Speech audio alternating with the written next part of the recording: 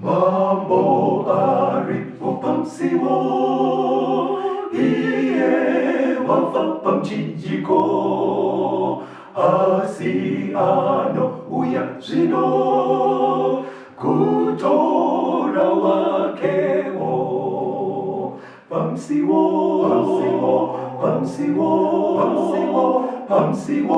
hunepo pamsiwo, Hallelujah, hallelujah, hunde ari pamsiwo.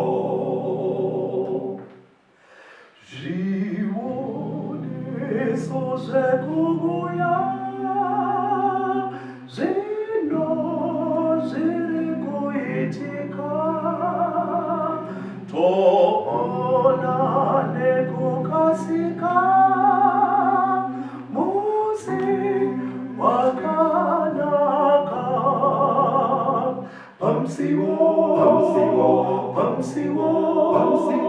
Pamsiwo, hunepo pamsiwo.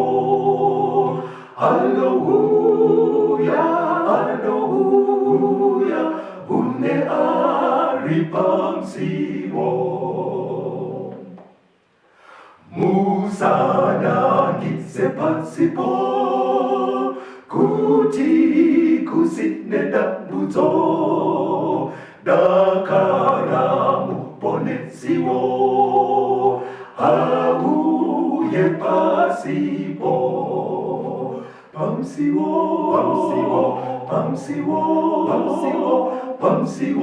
hunepo pamsiwo. Hallelujah, hunde ari pamsiwo. Kwaziwai mhuri yeZimbabwe. Tinomuchingamidzai zvakare kuchirongwa The Second Coming of Christ, chamunopiwa naPastor Gift Rewards veku-North Zimbabwe Conference of the Seventh-day Adventist Church, pamwe chete naCaston Betera, Assistant Publishing Director ku-East Zimbabwe Conference of the Seventh-day Adventist Church. Mustudio nhasi tina mukoma Noah Ncube vari kutibatsira kuisa into sign language. Tiri kubatsira hama dzedu vari madefu. Vabetera, kwazisai vateereri. Tinokuchingamidzai vateereri, tinoda kutenda inzwai makasununguka pachirongwa chatinacho. Toda kutenda muri kuredi yanhasi vateereri vabetera ndivo vachatitungamirira. Ngativei nekuteerera chidzidzo chatinacho. Toda kutenda vateereri, tichivimba kwamuri kutoona muri mese zvichida mauyo neshamwari dzenyu nehama. Inzwai makadekara muteerere pamwe chete. Chidzidzo ichi chakatinakira vanozoita mibvunzo, tine mikana yekuti mibvunzo isvike kwatiri. Chidzidzo chatinacho nhasi chinonzi spiritualism. Vara iri riri muchirungu asi rinoda kuedza kureva zvese zvinoraramika kana zvatinoziva zvichishepa magariro edu, asi zvine manyuko kutangira kune vakafa vedu. Dzopesera dzatsika dzinoraramika, zvingave muno muZimbabwe kana pasi rese, kungosiyana kwetsika dzacho, asi dzese dzinenge dziri tsika dzakasendama pakuti vanhu tinotenda kuti kudii pamusoro pevakafa vedu. Saka isusu sezvatiri kuita nguva dzose muno mustudio, zvidzidzo zvedu ticharamba tichinzwa kuti Mwari anoti kudii. Especially pfungwa yatinayo nhasi inogona kuita kuti vakawanda vedu vabatsirike zvikuru.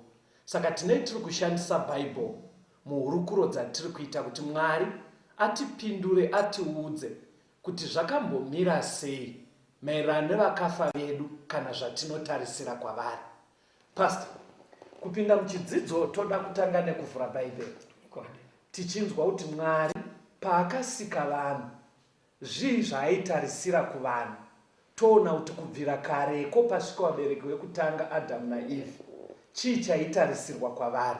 Saka vhesi ratichatanga naro muchidzidzo chedu vadikani ndiGenesis chapter 2 verse 17. Ane zvaanorayira vabereki vedu vekutanga mubindu reEdeni. Verengai mufundisi. Genesis 2 verse 17. Asi muti wokuziva zvakanaka nezvakaipa usaudya, nokuti nomusi waunoudya uchafa zviro kwazvo. NdiMwari akanga ari kuudza Adhamu achiisa pachena kuti kana huri upenyu waitoratidza kuti waive conditional upon obedience, kuti vanhu vakateerera zvakadai zvinoitika kwamuri, mukasateerera zvakadai zvoitika. Ndofunga munotozvizivawo kuti kuna vaRoma 6 kunotonzi mubayiro wezvivi ndirwo rufu. Dzimwe ndima dzobva dzati vese vakatadza. Saka Mwari akanga atotanga ataura nyaya iyi kare kuti mukadya muti uyu zvakadai zvinokuwirai, asi mukadai. Ndo zvinhu zvaakatanga kuudza vabereki vekutanga. Asi nerombo rakaipa sezvatakadzidza muzvidzidzo zvekumashure, vanhu havana kuramba vari vega paplaneti pano. Kune mumwe akauya, takadzidza kwaakabva nekwaakadzingwa. Akauya ane rimwe vhangeri mufunge kuvabereki vedu vekutanga kuburikidza nemudzimai anova Eve. Inzwa imwe mharidzo yakabva yauya, Genesis chapter 3 verse ya 4 na 5. Verse ya 4 na 5, Genesis 3.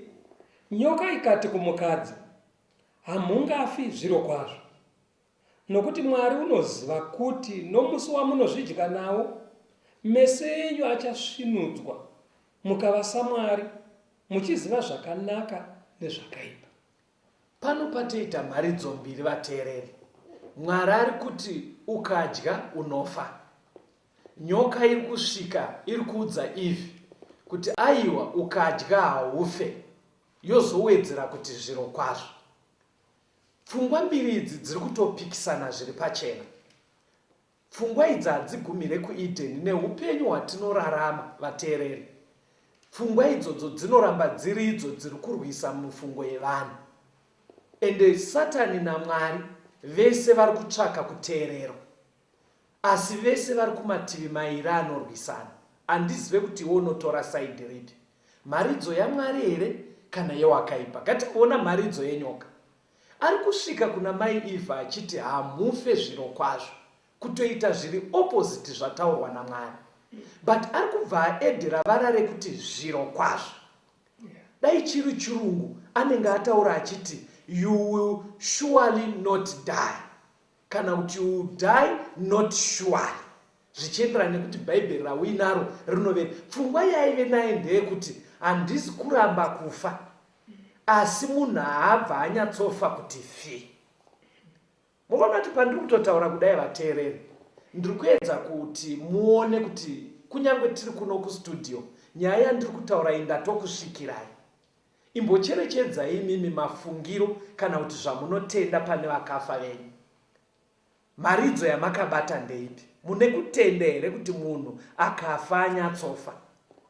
Kana kuti makasendama papfungwa yekuti akafa but haana kunyatsofa kuti fi? Ndo pfungwa mbiri dziri kurwisana panyika idzodzo. Chikonzero tiri kudzidza pfungwa iyi, hatigone kuisiya kana iri pfungwa yakatangira kuEdeni kareko mufundisi. Pfungwa mbiri dzinopikisana idzi. Mumwe ari kuti unofa kuti fi, nyoka iri kuti haufe kuti fi. Kufa ungangofa but not sure. Saka pamuri kuti bhaibheri pariri kuti nyoka apa, inyoka chaiyo chaiyo, sekubuda kwazviri kungoita ipapapo.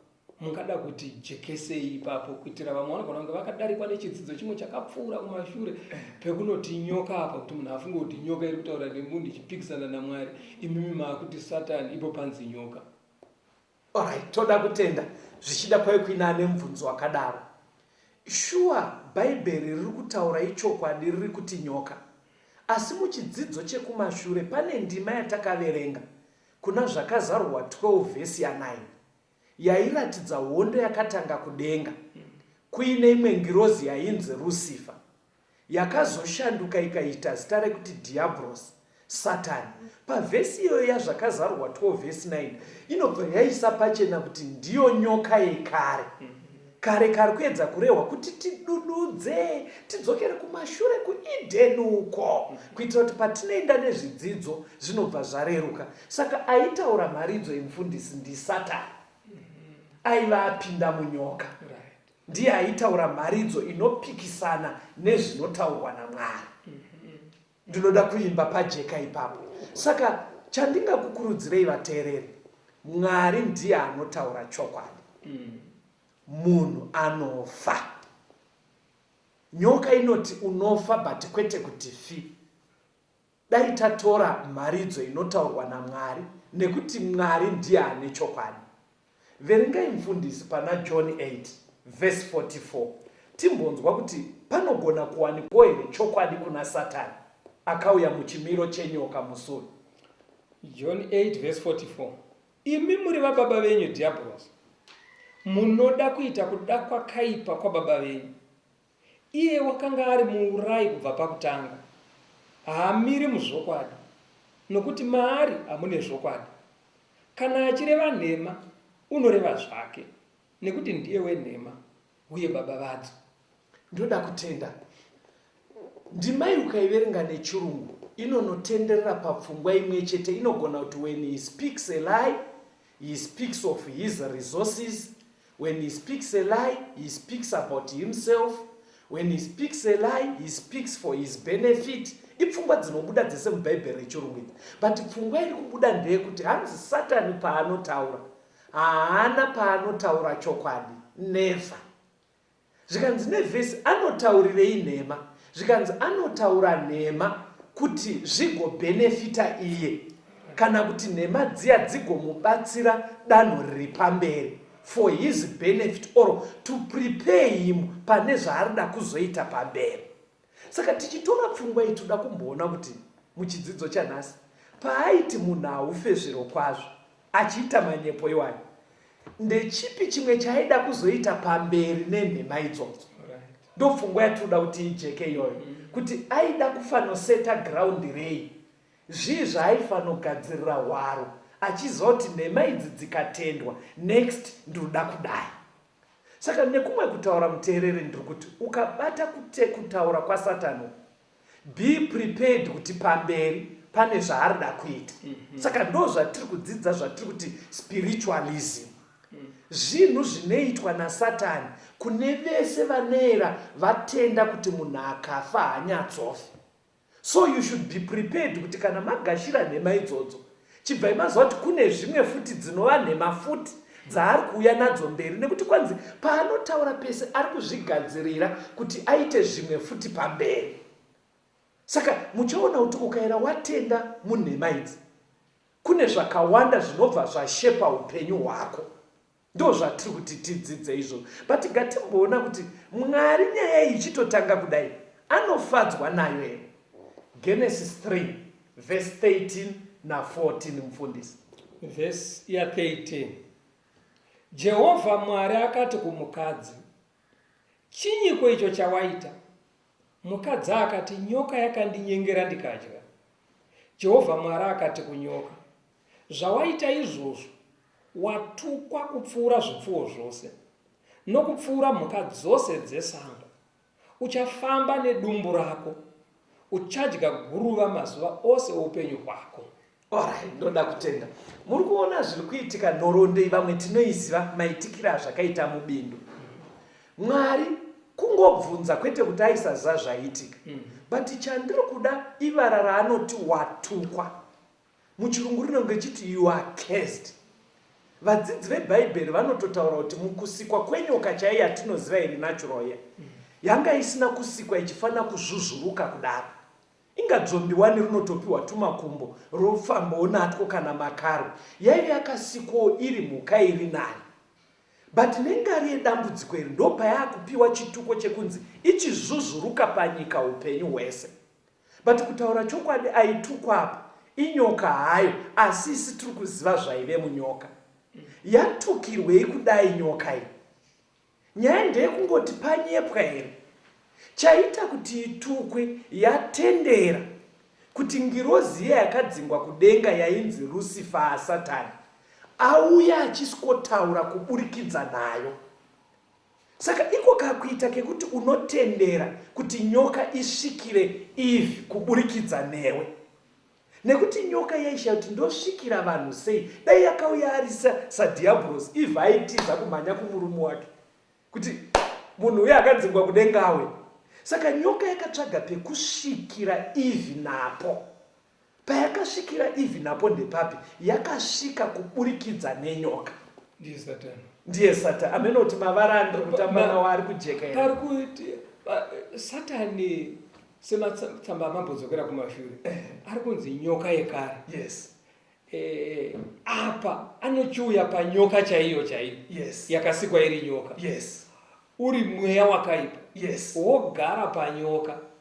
Nyoka yotaura kuna Eve. Yes. Saka Satani mweya wakaipa asvika panyoka.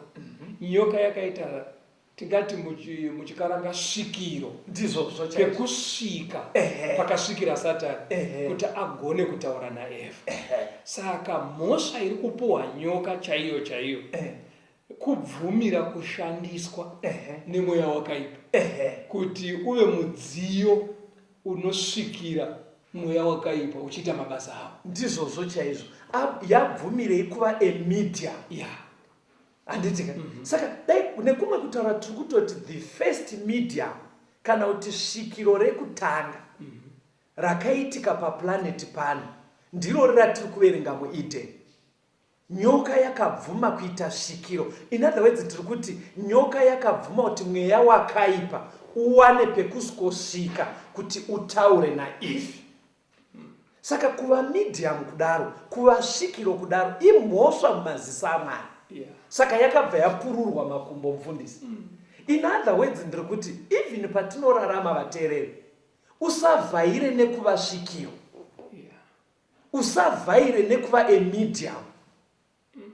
Usavhaire nekuva espiritual medium. Ameno mazita akawanda atingapomere panyaya iyi. Nekuti chiri kuitika ndechekuti kutongova svikiro chete, kutongova mudziyo wekuti mweya uwane kusvikira Eve. Iyoyo yega imhosva mumaziso aMwari. Yakaita kuti nyoka ipururwe makumbo. Munoziva pani ndiri kutaura kudai mufundisi? Kune vamwe vanotovhaira nazvo. Kuti ndinobudirwa nemudziyo. Kuti vanosvikira pana tete ningi. Ngandikupei warning vana vaMwari, kwete iri kubva kwandiri muno mustudio, iri kubva mushoko raMwari. You will be cursed. Unotukwa naMwari. Unopururwa kusara waasharapo. Ngatitambirei kumwe, kwete kuti titendere mweya yakaipa yosvika patiri kuti izokwanisa kutaura nevanhu. Wadirei kuzviofa kudaro kuti mweya yetsvina itangire kusvika pauri. Unopururwa mudikani. Hachisi chinhu chinovhairisa. Pandiri kutaura kudai vamwe vanobva vatoita mubvunzo kuti manje zvinonzi ndirini musikana mukuru asara mumusha. Ndinoita zvinhu zvekwana Samaita kwana Tembo. Ndimai iri kutopa warning kuti Mwari haafarire zvakadaro. Toda kuti tienderere nenyaya iyi. Timboona kuti Mwari haangodi bedzi masvikiro here. Chii chimwe chinovengwa naMwari? Toda kuenda kuna Leviticus chapter 20 verse 6. Inoti kudini? Leviticus 20 verse 6. Munhu unotsaukira kumasvikiro navavuki kuvatevera pakupata, ndichanan'anidza munhu uyo ndimubvise pakati porudzi rwake. Kwanzi munhu anotsaukira, manyorero eBhaibheri parinenge ichiti kutsauka ngoma, rinenge roda kuti tiimagine kapicture kacho kemunhu. Munoziva ari kuita kunge munhu anga achifamba nawo ngoti fanofambai ndiri kuuya, kuratidza kuti hazvinyatsosheke zvaanenge achiita. But pfungwa ida kubuda ndeyekuti Mwari achivenga svikiro, anovenga futi vanhu vanonobvunza masvikiro. Haatodi kuti iwewo usiri svikiro uti ndaakuda kunoudzwa zvinhu nesvikiro. Ndopari kunzi naMwari manje tinopedzerana. Hanzi neBhaibheri ndichananganidza munhu iyeye. Pari kunzi ndimubviseka. Maybe mungataure kuvateereri, inogona kuita kanyaya kaduku mumaziso edu, but Mwari is speaking a very strong language panyaya iyi mufundisi. Kubvisa kuri kutaura paMwari kuti inzira yamashoko ekuti ndinokuparadza. Saka unogona kusvikirwako kwemakore 2, 3 kana 10, asi uzive kuti pamberi paMwari uri muregister rekuparadzwa. ndo zvatingataure muchidimbu. Mwari ari kuti handizokusii wakadaro, nekuti haungaverengwe pakati pevana vaMwari iwe uchiita zvinhu zvaanovenga kusvika pekupedzisira. Asi muri kuona here mufundisi kuti Mwari paari kuramba achiita language iri strong yakadai, panogona kubuda muono sekunge Mwari kuti vamwe ubva kuti saka vese ivavo vachavaparadza. Zvinobva zvaita kunge Mwari ane vanhu vaakatomaka kare. Handizvo mufundisi. Pfungwa iri kunetsa Mwari ndeyekuti nhai inoateerera, mune shuwa here kuti zvandatandanisa kudenga imimo zviti mauya kugashira? Uri kuona pari kuita konzeni yaMwari? Ari kuti inini nezvinhu izvi tatadza kugarisana ndakadzinga. Iwewe ushingi hwako ndehwei uri chisikwa changu, kutoti zvandadzinga mobva matoti aiwa makatadza kuirana kuya vanzwise uya hako kwandiri, saka ati svikiro racho topedzerana. Saka ari kuita futi dambudziko nemunhu ari kutovhizita kuti ndoda kunoona vacho vainzi vakanetsana nawo kudenga chavainetserana chii, ndoda kuendako. Saka iwewe wacho futi usaende kusvikiro, because zvasvika zviya zviri kuuya zviya izvi takadzidza kwazvakabva. Saka Mwari hakusi kuti ari kuita daka nesu, ari kuziva waaine daka naye, waari kuti nhai wedwe budai munyaya itipedzerane, imimi garai kwenyu. Saka musapinde munyaya idzodzo vana vaMwari. Ndofunga pari kujeka. Ndedzipe dzimwe tsika dzinovengwa naMwari, dzimwe tsika dzine chekuita nenyaya. Deuteronomy 18 verengai kubva pavhesi 10 mosvika pavhesi 12 mufundisi. Deuteronomy 18 kubva pavhesi 10. Pakati pako hapafaniri kuwanikwa munhu unopinza mwanakomana wake kana mwanasikana wake mumoto, kana unovuka, kana unotenda mashura, kana unoita mazango, kana muroyi, kana ng'anga, kana unobvunza masvikiro, kana muvuki, kana unobvunza vakafa. Nokuti vose vanoita zvinhu izvi vanonyangadza Jehovha. Nokuda kwezvinonyangadza izvi, Jehovha Mwari wako unovadzinga pamberi pako. Mwari alista zvinhu zvakati wandei vateereri, zvaari kuisa pachena kuti zvishayikwe mukurarama kwedu. Palistwa nyaya yekunzi hatidi vanopinza vanakomana kana vanasikana mumoto. Tsika yacho yaiitwa mufundisi, kwaitova kusekrifisa vana vachitsva vachinamata zvimwe zvimwari. Itsika inozongosiyana zvichienderana nenzvimbo. Saka hachizi chinhu chakanaka kuita tsika yekuchirika mumoto tichitambira ikoko. Mwari anovenga tsika dzakadaro. Zvikanzi haadi futi vanovuka, zvikanzi haadi vanotenda mashura, haadi vanotenda mashura. Vara riri kunzi mashura iri kuOld Testament, uchive imwe muri mufundisi, teererai vadikani. Vara rekuti miracle rinonyanya kukurumbira kuNew Testament, but riri vara rimwe chete rekuti kuOld Testament wainzwa Mwari achiti makaona here mawonders andakaita kuEgypt. Vara rinenge riripo nderekuti makaona here mashura aitwa nekubata kukuru kwari. Kunyangwe Mwari ari tombori mumwe aiita anenge mashura, chaari kupa yambiro ndechekutoti handidi munhu anosendama pakutenda mashura.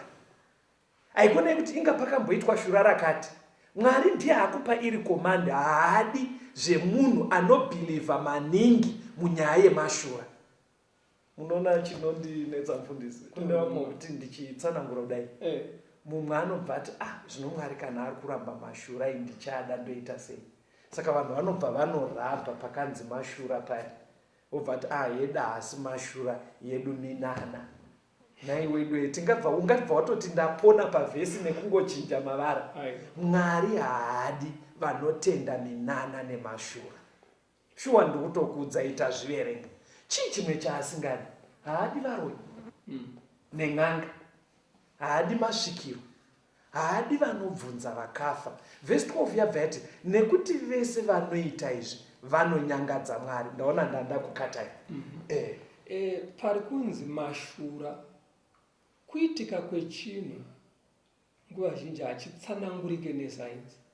Chinhu chisina kujairika, zvokuti kuti muti chakonzerwa nechakati, asi chinenge chatoitika.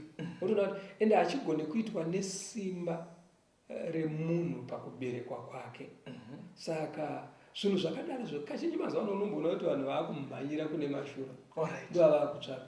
Ndo ari kutonzi naMwari iwayo. Hakusi kuti shura pacharo rakaipa, asi pane vari kuita mashura acho chinangwa chiri chekuti kumberi uko zvigozokupinza mumusungo. Ndosaka Mwari ari kuti musatende mashura. Iye ndiye anonyatsoziva kuti simba riri seri kwemashura acho rine kwariri kukudhonzerai. Sechirauro, segonye rakaiswa pachirauro harisi rekunofidha vizhayo, nderekuikwezva. Magumisiro ayo kana yamedza chirauro chiya ndeyekunobikwa iyo. Saka Mwari ari kuti mashura aya igonye raiswa pachirauro rekuti rikubata. Kwaunozonogumira kwacho kunonoguma nekuparara iwewe. Matsanangura zvakanaka. Pandakambotsanangura ndimai ndakapa example nguva iyoyo ndaive ndiri mudhorobha rimwe. Saka kune zvaitoitikawo kuti nguva idzodzo dzimba dzavanoshandisa dziya zvimbuzi dzanga dzisiri kunyatsofamba mvura yacho zvakanaka, saka imwe mvura yacho yaiverera nemurodhi. Ndobva ndavapa muenzaniso, teererai munzwa wateerera. Tomboti uri mai une kamwana kako kaakuma9 manzi kaakugona kuita mahumbwe nemagabaya, unopota uchikapa mvura kokanya dhagari yako tindabika sadza. Asi mwe musi uri kuwacha parutivi wona mvura iya yemuzvimbuzi munoiti sewage iri kuverera nepadhuze nemwana. Kamwana kobva katora mvura yakoisa mumadhaga kobika sadza. Kwaari ari kuti mvura ndizvo kamvura. Iwe uri mai vari kuwacha unobva wateere tomuti aniko mwana rumbidzai. Mai vacho ungabva wati naiwe rumbi haikona kutamba nesuweji mani, ibvapo ungaite zvinyoronyoro kudaro. Samai unenge uchizoti mvura iyo zvaiinazvo hazviite. Mai vakangwara vanofanira kusimuka vonosimudza mwana vovoti popopo votora mwana. Saka ndozviri kunzi naMwari panapa aritozotogona kuva takazvita takarivara tichitofunga kuti zviri kuitika izvi ndizvakati, but Mwari ari kuzoti kuseri kwacho vana vaMwari isuweji. Kune zviri seri zvaarida kuti dai marega kupindana nazvo. Iwe haikona kuti inga mvura yacho iri kutoita mahumbwe iri kuita kunge iri kuita, asi kuna mai vakangwara unotoziva kuti iyi itsvina. Saka Mwari patsika idzi ari kuti itsvina vana vaMwari. Iwo muteereri chirega kuitawo pfungwa dzakadaro dzekuti ubva kuti saka vari kustudio vanoda kurehera kuti n'anga dzese hadzibvumidzwe masvikiro ese. Nai tingabatsire sei vateereri?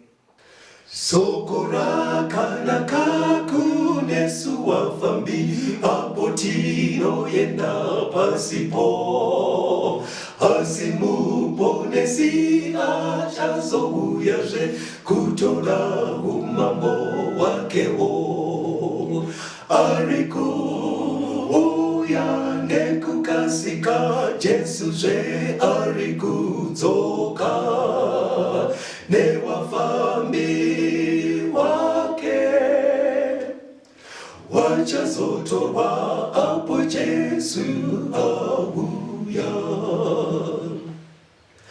Makuwa ekare apo wanorara, wafambi wakafa na Kristu. Hachazarurwazve vanhu vanomuka wachapona pamwe na Jesu.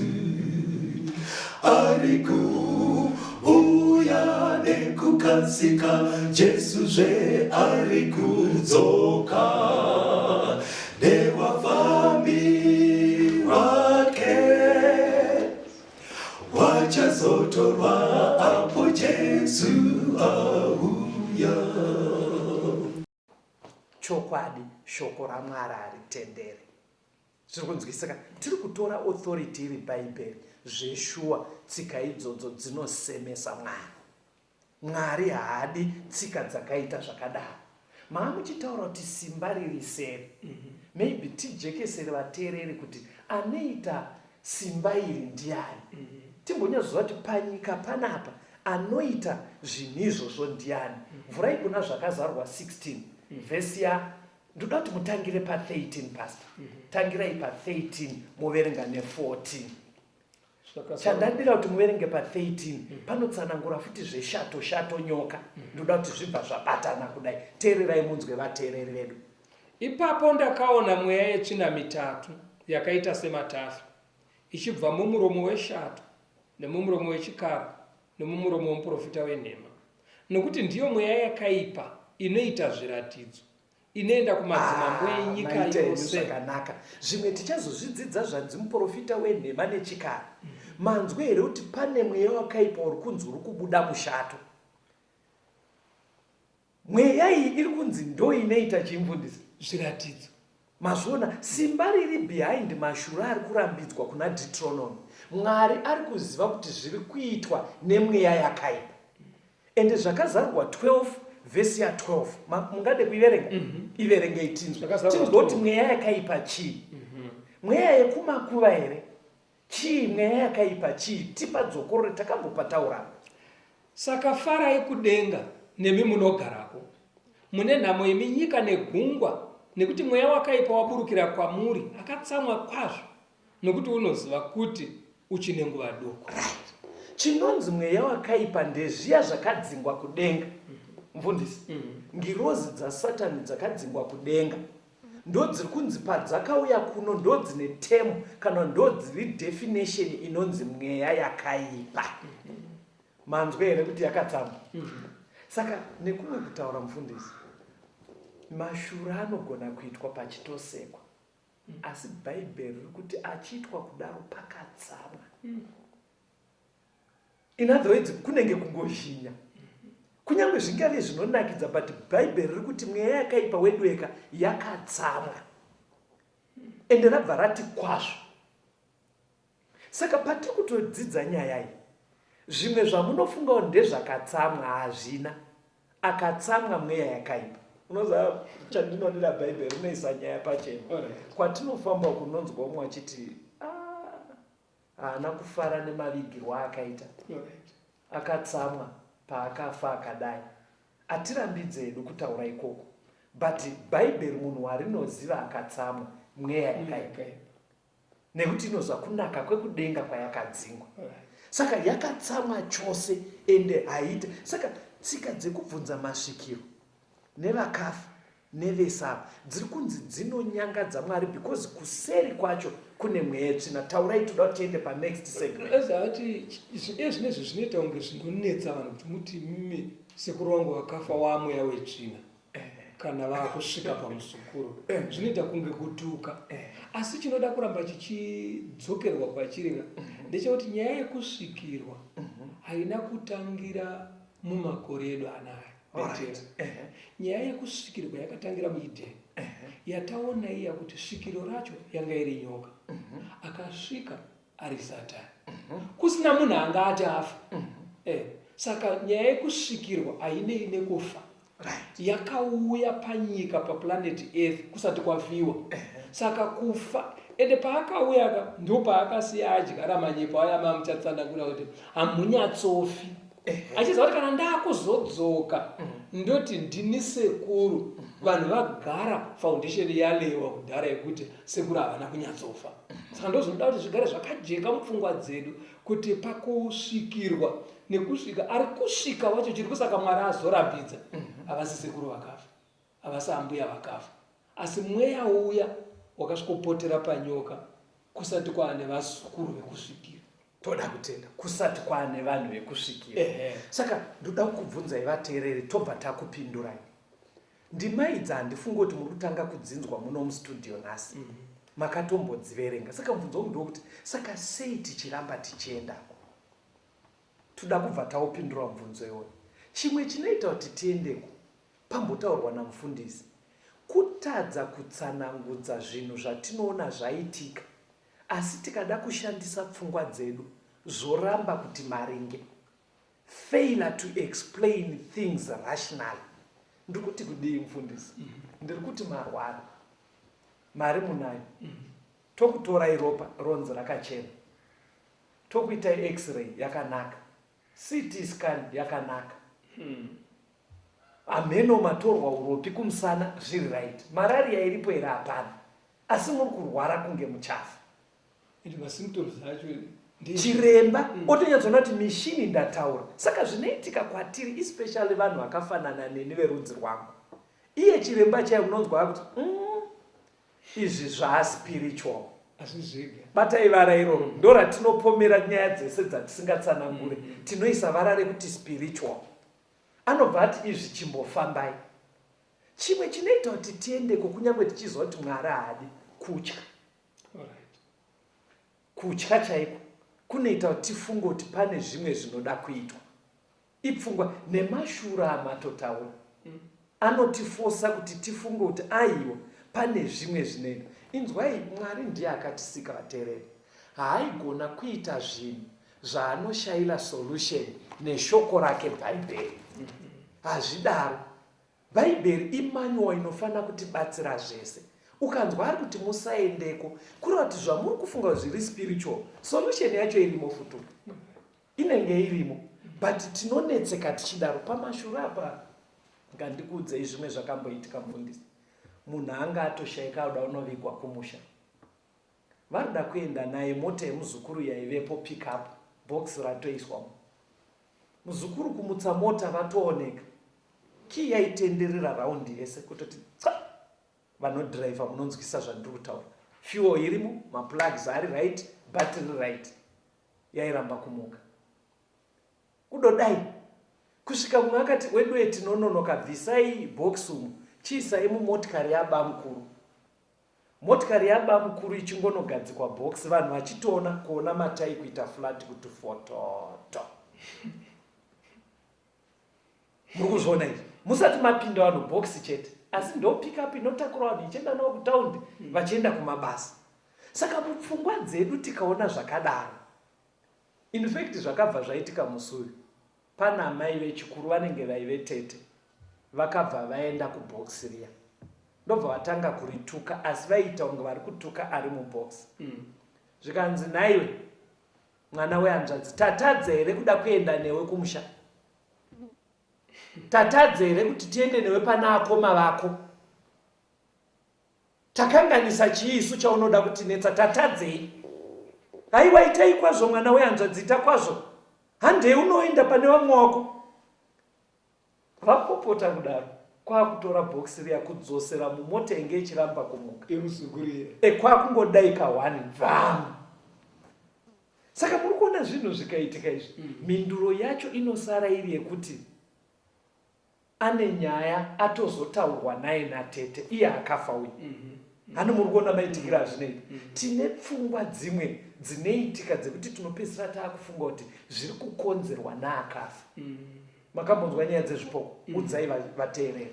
Zvipoko unotoona kuti kumakuva kwewo kunosimuka zimoto zhinji remoto rigoenda mudenga umu, rigotanga kutenderera, iro ronomhara mumun'i uri padhipi, robva nekuchibhorani, iro kuchiru chemutohwe, iro rodzoka nekumugodhi, iro rodzokera kurinda, roti mudenga rodzika robva rati pfara moto weyo yasi. Vanhu kana vakutsanangura manje bvunza kuti asamaita vaya vamuka chipoko, zimoto ravanenge vachiona iroro. Alright, yeti pakutsanangura pachidzidzo chiya chamakatungabira chiya vabetera mutaura pamusoro pezvinogona kuitwa nengirozi, pane zvamakaburitsa kuti ngirozi dzinogona kutora chimiro chezhenje remoto. Ndizvozvo. Saka chero nedzakapanduka idzika inouya kumakuva, iyo iri ngirozi yaSatani, mweya wakaipa, yoenda mudenga umo yobaka semoto.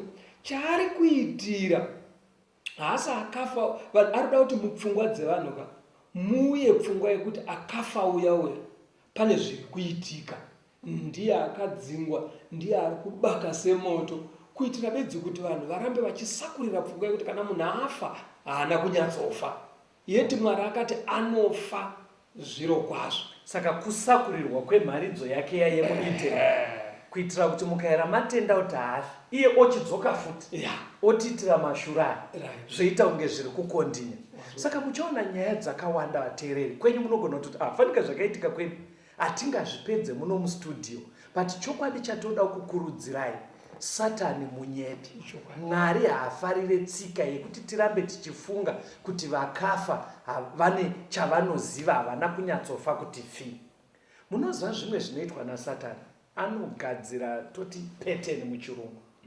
Musikana ane 22 years anodana ane mukomana wake. Mukomana uda kutonoroora, mukomana yanobva aita accident off. Utora gore ane 24 years wana mumwe mukomana uya auda unoroora obva apondwa nematsotsi off. Odanana nemumwe ane 27 years mukomana auda unoroora pongoita zvinoitika futi obva afa. Muri kuona zvinhu zvikaitika izvi? Kunesu manje verudzi rwangu tinobva tati hazvisi zvega. Saka ndo tumwe tunhu tunoshandiswa naSatani kuti chovhera kuti tifunga kuti kune chiri kudariso.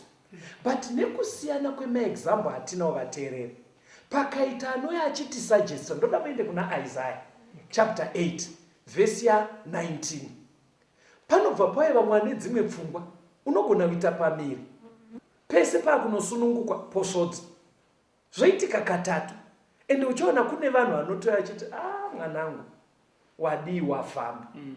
Ende kunenge kuchinzi tifambe tiende ndekuya kuri kuvengwa naMwari. Mwari anoti kudii pana Isaiah 8 verse ya 19. Zvino kana vachiti kwamuri bvunzai masvikiro navavuki vanorira nokuita zevezeve, ko vanhu havafaniri kubvunza Mwari wavo here? Right? Ko vanofanira kubvunza vakafa pamusoro pavapenyu here? Hanzi kukwaya munhu achikusuggestra kuti zvinoda kufamba zviri kukonzerwa natete vakafa. Zvikanzi iwewe manje mudikani uri kudako kuteerera Mwari, wadii kubvunza Mwari, shuwa tonobvunza vakafa here pamusoro pesu isusu vari vapenyu? Nekuti vapenyu kama thoughts and mind ichiri kushanda, but akafa takadzidza kuti is perished. Saka Mwari ari kukurudzira kuti tiine zvatasangana nazvo zvinonetsa, hatibvunzei Mwari ane mhinduro dzese. Ipo pakuti munhu akafa makapatsanangura. Ndaida kuti mungopatsimbidzira tichipfuura naJob 7 verse ya 10. Munhu akafa zveshuwa angadzoke here kumba kusikobatsira vari kumba? Job chapter 7 verse ya 10. Verse 10. Haangadzokeri kumba kwake, nenzvimbo yake haingazomuzivi. Muri kunzwa kutsanangura kweBhaibheri. Chandaendera ndima inoza chii? Isaiah atiti bvunzai Mwari. Masvikiro anenge achiti ndisekuru aya vakafa. Isaiah ndobva ati beterane werwodzi nemi vateereri, madii kumbonzwa kuti Mwari ari kutiwo. Mwari pana Jobho abva ati nzvee uye afa hadzoke kumba. Kana kwaaisirara hakudii hakuzombomuzive futi. Pfungwa iri kuedza kubuda apa ndeyekuti weduwe munhu akafa anofa. Satani ndiye ari kuti munhu haafe kuti fi. Vhesi ndakambodzidza nayo nevamwe mai. Ndapedza kudzidza, ndatopedza chidzidzo ndobva vauya zvikanzi mwanangu. Ende pavaiti mwanangu zveshuwa ndaive mwana, but vaida kuedza kuburitsa pfungwa yekuti unenge waita mutete kunyaya idzi. Unoziva tiri muno mustudio kudai kunogona kuita muteerera ari kutiona ungoti kungoti vanonyanya ungoti Bhaibheri havasati vazviona. Saka wakabva wati mwanangu, ndikati chii mama? Zvikandanzwa zvawataura, ina arume angu akafa gore rakapera. Ndikati very sorry mama kuti uchati nematambudziko azvite. Ndikati very sorry. Zvikanzi izvozvi arume angu anopota achiuya kwandiri kumba usiku. Arume angu anotouya kumba achisangana neni. Saka pakambondinzvenga, asi mukutsanangura zvavaireva vaitoreva kuti murume wavo ari kuuya kuhope otorara nawo sezvinoita murume nemukadzi dai vari vapenyu. Saka ugona kuti ubva watoudza munhu kuti muri kurara nemweya wetsvina unoita kunge watuka munhu, asi ndofunga zvaakujeka kwamuri vateereri. Mwari haazi arume amai vaya. Mweya yakaipa inoda kuti titende kuti akafa haanyatsofe kuti fi. Ende muri kuti mweya wakaipa uyo sezvatakanzwa kuti ngirozi inogona kutora chimiro chemunhu. Saka mweya yakaipa iyi inotora chimiro chemunhu. Ngirozi yotora chimiro chevarume vabaya. Youya kumba. Ivo vona ngirozi yaSatani uri mweya wakaipa, asi uri in the form yemurume wavo. Vogashira nekuda kwekusaziva zvinhu izvi. Mwana uya wandataura ari kubika mahumbwe nesuweji ari kuti imvura, asi iyi isuweji. Ivo vari kuti murume wangu, but ingirozi yaSatani yatora chimiro chemurume wavo. Saka tsika dzese in short inzwai vadere dzine chekuita nevakafa Mwari ari kuti inogo area. Dzimwe tsika dziri kukurwa makuva chaiko. Ipapo ndozovateereri asi ngatitaurei shoko raMwari. Toziva ndo zvatinoita kumwedzi waAugust. Tinee tichirwa makuva. Pfungwa iripo tiri kuti tiri kudzosa akafa mumusha. Ndo pfungwa yarambwa naJob 7:10. Munhu haagone kudzoka kumba. Haisi nyaya yekurwa makuva chete, dzakawanda. Kare muZimbabwe kwaiita yainzi chenura. Chenura zvaireva kuti munhu watanoviko anogona kudaro paine zviripo. Hatigone kungomudzosa mumusha nekukasika. Takamirira kuti kana ari munhu mukuru anorohwa nguva, takamumirira kuti tizomudzosa. Toda kumbomuchenusa ariko. Saka vaimirira kuti mwedzi upfuure wemudenga uya. Mwedzi 30 days vachitarisa mudenga. Kana wapedza 30 days voti taakumuchenura. Totsika dzaiveko dzechihedheni toda kutenda. Zimbabwe nevazhinji takazogashira vhangeri. But Satani haana kufara nazvo. Akabva unoti vanhu vadaita ngo vakangwara-ngwara. Ndiye chinjei mutambo wechenura uya. Ndobva aisavara rekuti memorial service. Rinongoitwa kwapera mwedzi semunyaya pfungwa iripo kunyange tikazodedza edu vafundisi. Ndozati izvozvi pamwe ndakutopikisana vakawanda hatipo pakupikisana vateereri asi tiri kuti tidzidze shoko raMwari. Tinozoisa edu mufundisi woerenga mavhesi but Mwari ari kuti vakafa havacharangarirwi. Tisaite tsika dzekunge toda kutaura navo. Unveil okutaura ipapo muri kuti unoziva kuti pawataura pane zvandijekera kuti vanoita memorial kunzi nyaradza ndo kunzi nyaradza haigone kuitwa after 2 weeks. Havatodi. Ukatonzi tipe date vakatarisa kalenda kumadziro. Wacha ari kutopa date haambotaurere kuswera mangwana. Kana kuti re6 months. Hape 6 months kana 2 months. Even musina mari nyange zvakakuomerai vanotokaunda kuti patange papera mwedzi. Paiitwa chenura paya mutsika dzitwa. Saka ichenura yadai. Kutumidzwa zita remuchechi. Saka imimi wateereri manje chiregewo kuita kunge Mwari anoti come let us reason together. Hatidi vanhu vanonyepera kuita kunge kakuzungaira. Iyo nyaya iri kunyatsoratidza kuti tiri kuhwandirwa ndizvo kavateereri. Hatipo pakutsvaga daka asi ngatidzidzei shoko raMwari. Saka pamusoro peizvozvo mitambo yese yakada kudai tingataure ameno zvakawanda. Inzwai mubhaibheri kuna mapisarema 106 vhesi ya28. Vakazvibatanidzavo naBhaari Peori vakadya zvakabayirwa vakafa. Iyi tsika yaitwa. Vaitoita dzimwe nyama nedzimwe mombe dzaitanga dzateketerwa kuna akafa unzi ndo muriwo wako uyo tati tikuratidze muriwo. Mombe yotosweswa pakicheni kudai isati yaurayiwa kuti ari mubhokisi aratidzwe muriwo uchadyiwa noapenyu. Saka ndopari kuti neBhaibheri vakabva vaita tsika dzinovengwa idzi kwakuzvibatanidza kusvika vaakudya zvakabayirwa vakafa. But mubvunzo wobva but akafa kaana dhiri. Hana zvaanoziva makadzidzisa kuti akadii hapana kana chikonzero chekusadya. Problem iri papi? Verse 37 inoti kudii? Zviro kwazvo vakabayira mweya yakaipa. Zvikanzi muri kunzwa here chikafu ichi? Icho chauyiwa nacho chichisumwa afa. But Mwari mukuziva kwake ari kuti aiwa aibayirwa chikafu ichi haazi ari mukofini mufundisi. Vaibayira mweya yakadii? Yakaipa. Saka Mwari anoti kudii netsika idzodzo dzatinoita kunge tiri kuitira vakafa kuna Vakorinde wekutanga 10 vhesi ya20. Vhesi ya20 Vakorinde wekutanga 10. Yes. Kwete. Asi ndinoti izvo zvinobayirwa navahedheni havazvibayiri Mwari. Havabayire Mwari asi mweya yakaipa. Vanobayira mweya yakaipa mukusaziva. Zvino handidi kuti muyanane nemweya yakaipa. Mwari abati no stop vanhu vangu musave neany unit nemweya yakaipa. Mwari ada kuti agopedzerana nemademons ega. Imimi ibvai ikoko. But tichipedza chidzidzo ichi mufundisi unogona kudaro kuine vamwe kuti chakatobaya chikatyokera. Ndotsika dzatiri kurarama madziri dzakasiyana. Kune vamwe vanoita mitambo yekuti vasati vatanga mitambo yavo vanotanga vanochinjira hembe kumakuva vozoya kuvanhu vadai. Tsika dzacho dzinosiyana zvichienderana nenzvimbo. Toda kunzwa kuti nyaya idzi zveshuwa tomboti pane zviri kuitikawo mumhuri.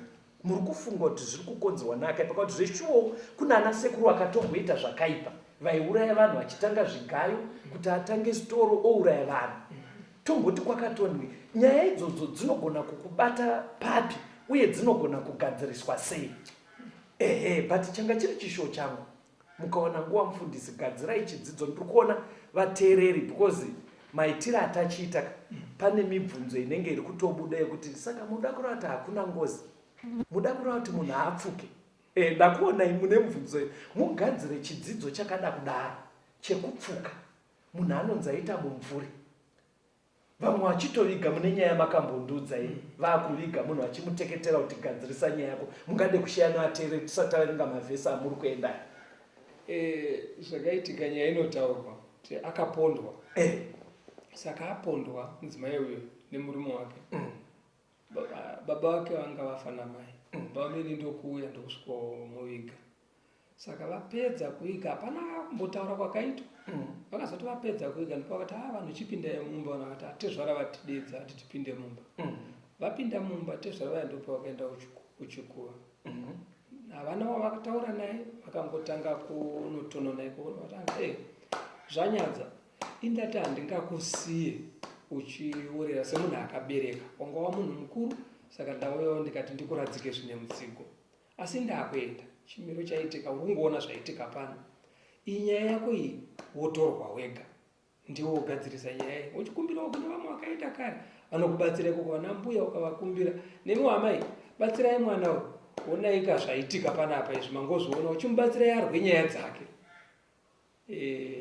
Kwaive kutotaura nemufi pakunzwisisa kwevanhu kuti chirwa nyaya yako wega iyi yaitika, ende zveshuwawo vachingokwira pasi pakaitika chizione kumusha. Saka vateereri tinoziva kuti munogona kuva muine mamwe nyaya dzakatoitika dzinobatika kwenyu. Dzese idzodzo dzichapindurika nebhaibheri raMwari. Chirega kuramba uchingoti kwedu zvakatonyatsoitika kwedu. Hatisi kuramba kuti zvinoitika, bhaibheri harisi kuramba, asi riri kuti ari kuita mashura iwayo mweya yakaipa. Toda kuti muerenge Hebrews 9 verse 22. Yes. Zviro kwazvo tingati pamurayiro zvinhu zvinenge zvose zvinonatswa neropa. Yes. Uye kana kusine ropa rinoteurwa hakuna kanganwiro. Mubate Leviticus 19 verse 31 na 28. Pari kunzi kuchigadzirisa nyaya idzi kutaura chokwadi panoda ropa rinoteurwa. Tirite sevateereri paine zviri kunetsa mumusha, hanzi solution, it is the blood. Saka neimwe pfungwa pakutorambwa pfungwa yekunokokorodza ana tsika mutanda kuti vasikogadzirisa musha. Pfungwa iyoyo iri kutorambwa. Chinodiwa kugadzirisa musha iropa. Tikaramba tichinotsvaga vaya tichiti toda kuchenusa musha uchene, tiri kutowedzera kuti usvibe. Verengai mufundisi tipedze chidzidzo. Leviticus 19:31. Yes. Musave nehanya nemasvikiro. Chiregai kuenda kumasvikiro kuti mugadzirise nyaya dzemumusha vateereri. Kana nevavuki. Kana vanovuka ana tsika mutanda. Musavatsvaka. Musatombotsvaga kana kuenda kuchipinge kana kuita vamwe vamunotsvaga paredhiyo vari kuadvertaiza mazuva ano. Yes. Kuti musvibiswe navo. Vanotosvibisa havachenese. Ndini Jehovha Mwari wenyu. Dzimwe tsika dzinoitwa nevanhu vachiti tirwirwe nevakafa. Verengai verse 28. Verse 28.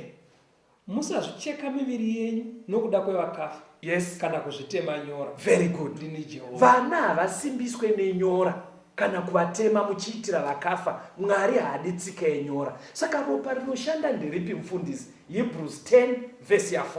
Hebrews 10 verse 4. Nekuti ropa renzombe. Ropa renzombe. Haritongogoni kubvisa zvivi. Hanzi ropa rekuti unonotora mbudzi nhema moirasa pamharadzano nejongwe dema nekunotina mombe 10 muchiti muri kuripa zvakanetsa. Hanzi muri kupedza nguva hazvigadzirise. Saka chinogadzirisa chii mufundisi? Ndoda tsamba iyi 1 Peter 1 verse 18 na 19. Iverenge. Muchiziva kuti hamuna kudzikinurwa nezvinoora. Hatigone kudzikinurwa nezvinoora. Zvakafanana nei? Nesirivheri kana ndarama. Mari haishande. Pamafambiro enyu usina maturo. Wamakasirwa namadzibaba enyu. Chimirai munzwe. Imbonzwai mufundisi. Chatinodzikinurwa kwachiri. Inzwai. Chatiri kufanira kudzikinurwa kwatiri haikunofunga ndine munyama. Mwari ane shungu yekuti dzikinura pamafambiro asina maturo atakasiro. Iwe kungouchira kuzvikora. ekungoti mumbiri kurewo unonotikira muromo wese uchinwa ropa musiya uchinwa ropa mbishi. Mongoti kaucha yedu itsika yedu. Hanzi mafambiro ese ane chekuita nevakafa. Atakasirwa chingoti aiwa itsika dzevakuru vedu. Hanzi dzikinurwai kwaari vateereri. Ende chinoti dzikinura iropa raKristu chipedza 19. Asi neropa raKristu zere gwayana risina charinopomerwa. Toda kutenda uyai kuna Mwari. Hatizive zvakaitika kumusha kwenyu netsika dzekwenyu. Whether munotemana nyora, whether munoita zvekuuchira, whether munotoenda kuguva. Vamwe vanotoenda unotaura navo kuti uri kundiregerera ndakatadza here kusara nemwana wako Nairobi. Aiwa dzokai asikana muchengete mwana. Hatizive tsika dzamunoita kwenyu. Vamwe munonochinjira hembe kumakuva. Dzikinurwai neropa raKristu. Chidzidza hachina kupera ichi. Toda kuti kuzoya chidzidzo chinopindura mimwe mibvunzo yese yamuinayo. Onekai vateereri, mavaoneka moita kuti tikumbane navo pamwaka unoteera. Musati mataura, ndine bhuku panapa vateereri. Rakanyorwa nemurume wandinaye muno mustudio. Dziri shungu dzekuti tirumuke mune dzimwe tsika dzataifunga kuti tsika dzedu asi dziri dzemweya wakaipa. Bhuku iri rinonzi Anouya Anouya. Riri kuenderana netheme yedu yekuti the second coming of Christ. But asati auya anoda kuwana vanhu vari kurarama sezvaanoda. Nyaya dzimwe dzatiri kukurukura pano dzese dzakapindurwa zvizere. Vachatiudza kuti rinowanika sei muchidzidzo chinoteera. Bhuku iroro ririko Anouya Anouya. Itai urongwa hwekuti muri wani. Taurai nevateereri mufundisi. Tinoda kutenda vabetera nekutsanangura mashandiro anoita mweya pakati pevanhu. Zvajeka izvo. Mwari haadi kuti tiwadzane nemweya yakaipa. Saka dai Mwari akatibetsera mukati mekurarama kwedu, kunyange zvakaoma tarovedzera muzvinhu izvi kwemakore nemakore, asi Mwari ngaatibetsere. Pane nzira dzekubuda mazviri. Ticharamba tichidzidza, rambai muchiuya kuchirongwa ichi, tidzidze zvakawanda. Kana maita mibvunzo, mafoni namba aya, titumire mameseji kana SMS kana WhatsApp 0774 073 283 0772 415 885 0774 002 591. Muve nevhiki rakakomborerwa. Tisangane zvakare muchikamu chinoteera. Vabetera toda kutenda nemukoma Noah Ncube nebasa ramanga muchibata rekuturikira. Tatenda vateereri. Tenzende tungamirwe mukati mezviedzo mananda andibata ndimwino dombo ndiwike ndimwimo tungamirwe tenzende tungamirwe semwana onyaradzwa munganyaradzwe nyanza mananda anomunzwa kana matinyarara emwete tenzi wenyanza tenzindi tungamire apo ndasvika nyanza mananda vondishisa andichienda zororo ndotsamira kune